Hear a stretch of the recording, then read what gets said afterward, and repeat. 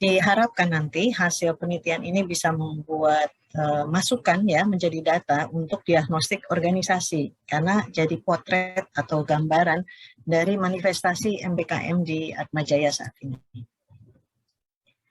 Sebetulnya kami menyasar untuk populasi yang jumlah keseluruhannya adalah 9.550 orang. Dengan perbandingan dosen itu 4,7%, tenaga kependidikan 34,97%, dan mahasiswa aktif 93,54%. Namun yang kami dapatkan itu adalah 1.575 responden dengan perbandingan 12% itu dosen, 7,5% itu tendik, dan 80,4% itu mahasiswa.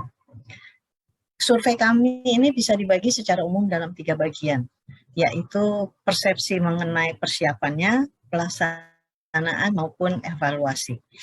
Dan yang kedua, kesiapan dosen dan tendik gitu ya untuk peran dalam MBKM juga, kesiapan mahasiswa untuk terlibat dalam MBKM, serta kesiapan para pimpinan program studi. Jadi ada 3 bagian utama, dan kami juga memberikan beberapa skala lain yang untuk dikaitkan dengan kesiapan MBKM ini.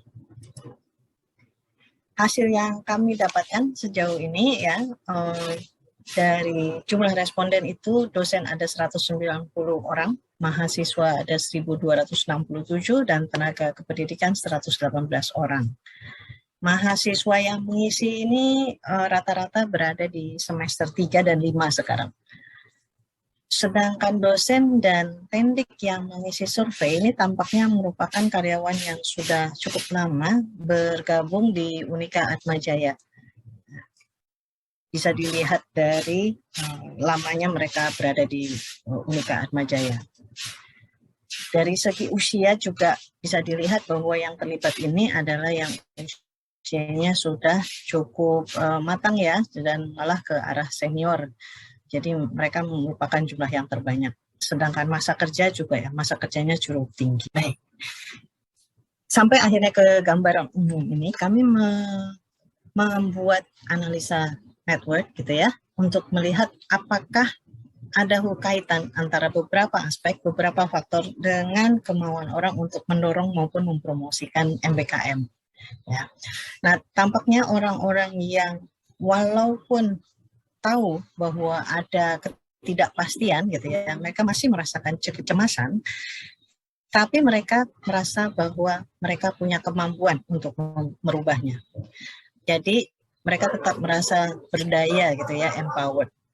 Mereka ini juga orang-orang yang mau menyampaikan pendapat, berani menyampaikan pendapat gitu ya. Jadi sehingga mereka bisa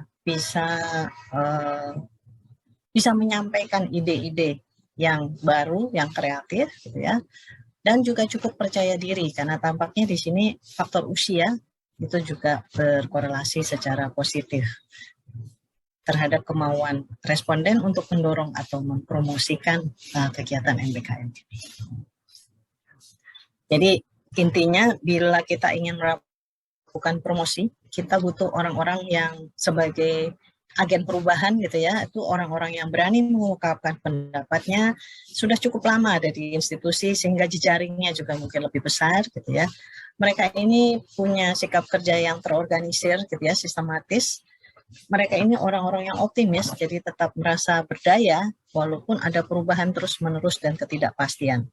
Dan mereka perlu siap untuk berubah.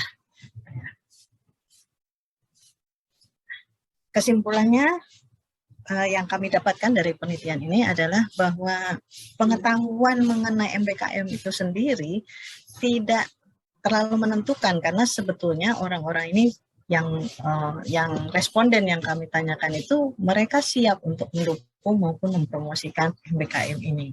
Ya.